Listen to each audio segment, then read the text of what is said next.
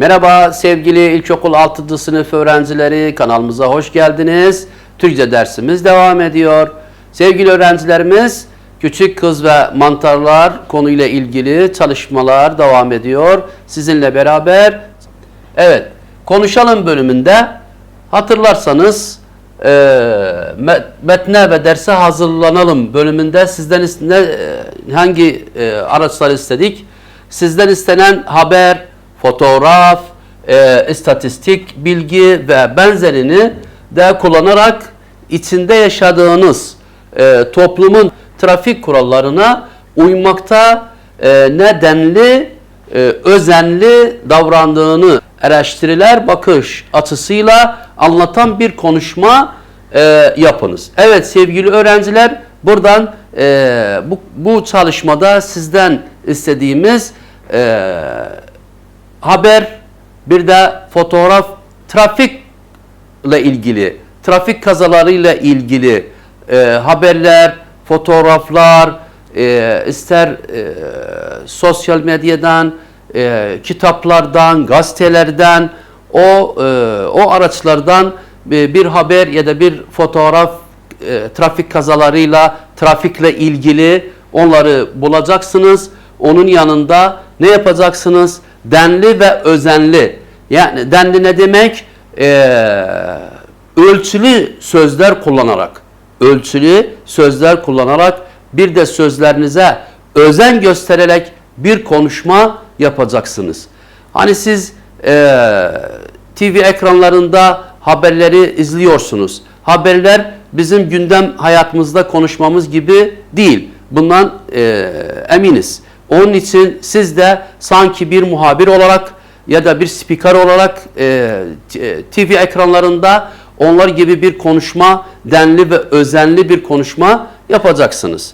O konuşmadan sonra başka bir istek vardı. O da konuşmanızda trafik kazalarının azaltabilmesi için alternatif çözüm önerilerine de yer veriniz. Konuşmanız kazayla ilgili konuştuğunuz zaman, haberleri, fotoğrafları gösterdiğiniz zaman onun yanında konuşmanızda bu trafik kazalarını azaltmak için ne yapacağız? Bir çözüm yolları, alternatif yani çözüm yolları bulacaksınız. Mesela şimdi aklıma geliyor, bu geniş caddeleri atlatmak için yaya geçidi yapmamız gerekir. Yaya geçidi yetmiyorsa alt tünel yapmamız gerekir. Üst geçit yapmamız gerekir. Bu önerileri konuşmanızda yapabilirsiniz. Bu konuşma bölümünde. Peki konuştuğumuz zaman bakalım bizden kitabımız hangi önerilere dikkat etmemizi gerektiğini gösteriyor. Konuşmanız sırasında kelimeleri doğru telaffuz etmeye çalışınız. Evet sevgili öğrencilerimiz, kelimeleri ne kadar güzel ve doğru bir şekilde telaffuz ettiğiniz zaman karşınızda oturan kişiler sizi çok güzel bir şekilde dinler ve anlayabilecektir. Evet, konuşmanızın uygun yerlerinde yeni öğrendiğiniz kelimeleri de kullanınız.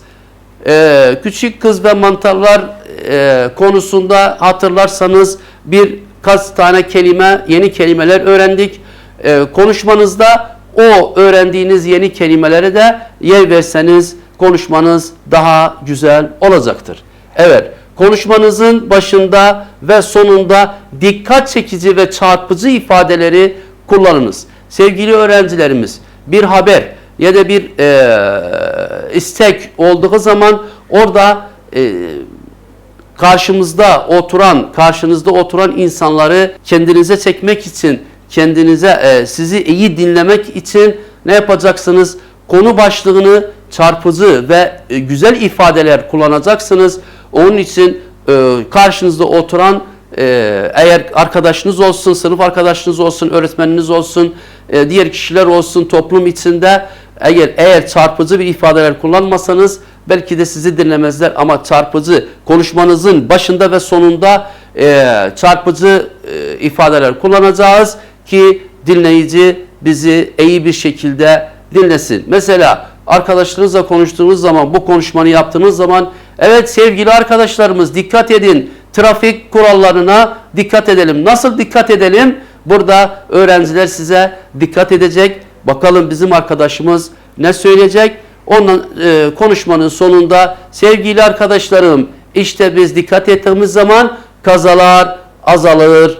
Bu da bu şekilde konuşmamızı bitireceğiz. Evet sevgili öğrencilerimiz, işte konuşma bölümünde bu çalışmanı siz sınıf içinde arkadaşlarınızla, bir de öğretmeninizin rehberliğinde bunu yapacaksınız. Evet, devam edelim sevgili öğrencilerimiz. Bakalım çalışmalarımızda daha ne vardır?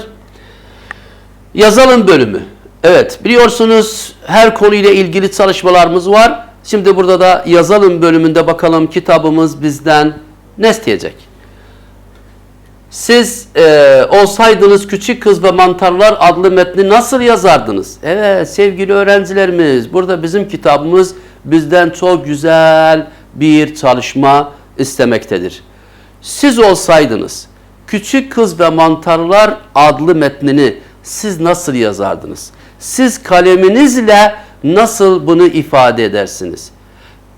Burada bizim kitap yazarı bu şekilde bizim için Küçük Kız ve Mantarları konusunu ifade etti. Peki siz kendi cümlelerinizle, kendi ifadelerinizle Küçük Kız ve Mantarları nasıl yazacaksınız? Bakalım kitabımız bizden ne istiyor? Metni kendi ifadelerinizle yeniden kurgulayarak defterinize yazınız. Burada bizim Türkçe defterimizde ne yapacağız? Küçük Kız ve Mantar'la ilgili biz kendi kalemimizle, sevgili öğrenciler, kendi kaleminizle bu masalı tekrar yazacaksınız. Masaldan faydalanarak, cümlelerinden faydalanarak kendi ifadelerinizle siz defterinize yazacaksınız. Bu da size nasıl bir masal ya da bir yazıyı öğretiyor. Evet. Peki yazdığımız zaman ne yapmamız gerekir? Şurada şu çiçekli şu maddelere dikkat etmemiz gerekir. Yazdığımız zaman şu maddelere dikkat edeceğiz ki yazımız güzel bir şekilde meydana gelsin. Evet. Yazınızda imla kurallarını uygulayınız. İmla kuralları çok önemlidir. Sevgili öğrencilerimiz, hatırlarsanız bundan önceki derslerde noktalama işaretlerini konuştuk. Bir sürü noktalama işaretlerini konuştuk. Noktalama işaretleri yazımızda kullandığımız zaman çok önemlidir. Onun için imla kurallarını da uygulayalım. Satıra sığmayan kelimeler, kelimelerin aralarında boşluk bırakmak, bunlar bütünü imla kurallarına, kelimeleri doğru düzgün yazmak, sesli harflerimiz, sessiz harflerimiz, bunları bütünü güzel bir şekilde kullanarak ki yazımız güzel bir şekilde meydana gelsin. Yazınızı yazarken sözlük ve imla kılavuzundan yararlanınız. Evet sevgili öğrencilerimiz, her zaman biz bir yazı yazarken yanımızda önemli araçlardan önemli araçlardan bundan önce de size göstermiştik. Sözlük bir de imla kılavuzu. Şu imla kılavuzu, şu küçücük imla kılavuzu, şu iki aracı özelle kullanınız. Çünkü herhangi bir kelimenin anlamını bilmediğimiz zaman sözlükten bulalım.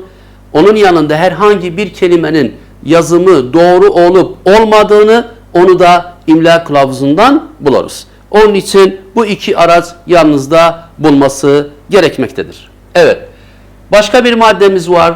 Yazınıza uygun bir başlık belirleyiniz. Bu yazını yazdıktan sonra ne yapalım? Bir başlık bırakalım. Masalımıza bir başlık bırakalım. Kitabımızda yazar Küçük Kız ve Mantar dedi. Siz ne söyleyeceksiniz? Siz hangi başlığı bırakacaksınız? O da size kalacaktır. Evet sevgili öğrencilerimiz, yazalım bölümü çalışması da bu şekilde yaptık.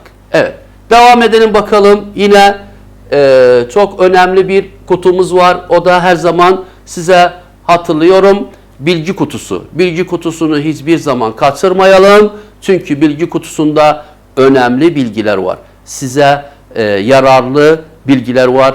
Onun için bakalım bilgi kutumuzda neler var? Bazı imla kurallarımız var. Bazı imla kurallarımız var. Evet. Kullandığımız yazımızda kullanabilecek imla kurallarını. Buyurun size işte kitabımız bazı imla kurallarını söylemektedir ki siz yazınızda bu imla kurallarına dikkat etmeniz gerekiyordu. Evet. Bazı imla kuralları dil, din, gezegen, yıldız, savaş, devir, çağ ve kurum adlarının nasıl olur? Bundan önce de söylemiştik. Bundan önceki aşamalarda, bundan önceki sınıflarda da öğretmeniniz de size söylemiştir. Bu gibi ifadelerin baş harfi her zaman büyük yazılır. Cümlenin başında, sonunda, ortasında olsa da bunların baş harfi büyük yazılır. Peki bu ifadelerle örnek olarak bakalım hangi ifadelerdir? Evet. Türkçe, Almanca, İngilizce bunlar dil adlarıdır. Dil adları her zaman baş harfi büyük yazılır. İslamiyet, Hristiyan, Müsevilik bunlar da din adlarıdır. Bunlar da baş harfi, bunların da baş harfi büyük yazılması gerekir. Evet. Merkür, Neptün, Plüton gezegen adları. Gezegen adlarının da baş harfi büyük yazılmalıdır. Sevgili öğrencilerimiz, Halley, büyük ayı bunlar da yıldız adları. Bunlar da özel adı olduğu için baş harfleri büyük yazılır. Özel isminin özelliklerinden de biri o da baş harfi büyük yazılır. Evet, devam edelim sevgili öğrencilerimiz. Malazgirt Savaşı, Bedir Savaşı bunlar da savaş adlarıdır. Savaş adlarının da baş harfi büyük yazılacaktır. Evet. İlk çağ, orta çağ, çağ adları bunların da baş harfi büyük yazılmaktadır. Birleşmiş Milletler, Sağlık Bakanlığı, kurum adları, kurum adlarında baş harfi büyük yazılacaktır. Neden? Çünkü bunlar da bütünü özel isimlerden sayılır. Devam edelim bakalım ikinci imla kurallarımızda ne var? Soru edatı mı, mi kendinden önceki kelimeden daima ayrı yazılır. Evet sevgili öğrencilerimiz, soru eki mı, mi. Bu ek soruyu belirtir. Bir soru sorduğumuz zaman şu eki cümlenin sonuna ekleyeceğiz. Ama bu da bir kural vardı. Bunun da kuralı soru eki mı, mi her zaman kendinden cümlenin sonunda kelimeden ayrı yazılır. Kelimeye birleşik yazılmaz. Kelimeye ayrı yazılır. Bu da bir kuraldır. Örneklere bakalım. Ödevlerini bitirdin mi? Evet sevgili öğrencilerimiz. Bu bir soru. Bu bir soru cümlesi. Neden? Çünkü sonunda soru işareti var. Soru işaretinin de kullanımını, noktalama işaretlerini açıklarken sizin için söylemiştik. Soru işaretinin kullanımında biri o da soru cümlesinin sonunda olur. Bir de soru eki var. Burada soru eki de mi cümlenin sonunda yazılır. Bir de cümleden ayrı yazılır. Kelimeden ayrı yazılır. Bu kitabı okudun mu? Bu kitabı okudun mu? Bu da soru eki mi? Sevgili öğrencilerimiz burada dikkat etmemiz gereken bir konu, önemli bir konu var. Ses uyumuna dikkat etmemiz lazım. Şurada i, burada u. Yani burada mi oldu, burada mu oldu. Bunun olma nedeni, sebebi nedir? Evet sevgili öğrencilerimiz, çünkü kendinden önce kelimenin son hecesinde ince sesli, ince ünlümüz var. Onun için soru ekimi son kelimenin son hecesindeki ünlüsüne uyması gerekir. İkinci cümlemizde mu vardır. Neden mu yazdık? Çünkü kendinden önceki kelime son hecesindeki sesli yuvarlak u olduğu için soru ekimiz de mu oldu. Buna dikkat etmemiz gerekir. Başka bir örneğimiz var. Yarışmayı kazanmayınca üzüldünüz mü? Evet sevgili öğrenciler. Şimdi burada da neyimiz var? Bir soru eki mi var. O da kendinden kelimeden sonra yazılmış, cümlenin sonunda yazılmış. Şimdi imla kurallarımızın da soru ekimi çok önemlidir. Burada soru edatı mı, mi, soru anlamı taşımayan cümlelerde kullandığında kendisinden önceki kelimelerden ayrı yazılır. Az önce söylediğimiz gibi. Kendi cümlenin sonunda bir de kelimeden sonra ayrı yazılır, kelimeye birleşik yazılmaz. Örnek olarak öğretmeniniz bize ilginç bir hikaye anlattı. Sevgili öğrencilerimiz, buna dikkat etseniz soru eki mi cümlenin ortasında geldi. Burada öğretmeniniz bize ilginç bir hikaye anlattı. Sevgili öğrencilerimiz, mi bazen soru eki diye gelmez, kelimeden soru anlamı diye gelmez, başka bir anlam taşır. Cümle içinde başka bir anlam taşır. Bağlaç anlamı da taşıyabilir. Onun için orada da mi yazıldığı zaman cümleye, bir kelimeye birleşik yazılmaz, kelimelerden ayrı yazılır. Şuradaki örnek gibi öğretmenimiz bize ilginç bir hikaye anlattı. Normal bir cümle, bir soru cümlesi değil ama burada mi kullanmıştır. Burada mi bağlaç anlamında kullanmıştır. Evet sevgili öğrencilerimiz, kurallarımızdan da biri işte soru edatı mı ya da mi. Devam edelim. Cümleden çıkardığında cümlenin anlatımını bozmayan, cümleden çıkarttığında cümlenin anlamını bozmayan bağlaçtır. Bağlaçtır. Bağlaç olan deler kendisinden önceki kelimeden daima ayrı yazılır ve ünlü uyumundan etkilenerek da olabilir. Bağlaç olan de ünsüz benzeşmesine uğramaz ve t'ye dönüşmez. Evet sevgili öğrencilerimiz. Şimdi buraya dikkat edelim.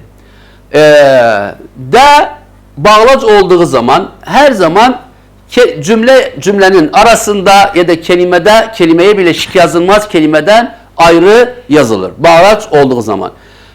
Biz bu danın ne zaman bağlaç olduğunu fark ederiz. Cümleden ayrıldığında, cümleden çıkarttığımız zaman cümlenin anlamını bozmaz. Anlamını bozmadığı zaman işte o da bağlaçtır.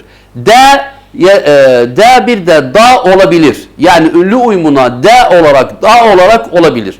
Ama da t'ye dönüşmez. Bağlaç olarak da ya da t'ye dönüşmez. Da ta'ya dönüşmez. Ünsüz benzeşmesine uğramaz. Neden? Bağlaç olduğu için. Bağlaç olduğu için hiçbir zaman ünsüz benzeşmesine uğramaz. Ama ünlü uyumuna uyar, de olabilir, da olabilir. Şimdi örneklerde görebiliriz. Bağlaç olan de cümleden çıkarıldığında cümlenin anlamından bir darlama olabilir ancak bozulmaz. Evet. Örneklere bakalım. Burada kimseyi bulamadık. Cümlenin anlamı bozulmadıysa o zaman da burada bağlaçtır ve gördüğünüz gibi kelimelerden ayrı yazılmıştır. Şimdi işten atılma tehlikesi de yok. İşten atılma tehlikesi de yok. Şurada de var. Şimdi bu cümleyi tekrar okuyalım ama de olmadan okuyalım. İşten atılma tehlikesi yok. İşten atılma tehlikesi yok. Cümlenin anlamı bozulmadı. O zaman de burada bağlaçtır. Sevgili öğrencilerimiz, burada neden da oldu, burada neden de oldu? Çünkü ilk kelimenin son hecesinde kalın var, kalın ünlü var. Onun için da oldu. İkinci cümlede de oldu. Neden? Çünkü kendinden önceki kelimenin son hecesinde ince ünlü olduğu için de olarak okundu. Evet sevgili öğrencilerimiz, işte B bağlacı da şu şekilde açıkladık. Devam edelim. Cümleden çıkarıldığında cümlenin anlatımını bozmayan ki bağlaçtır.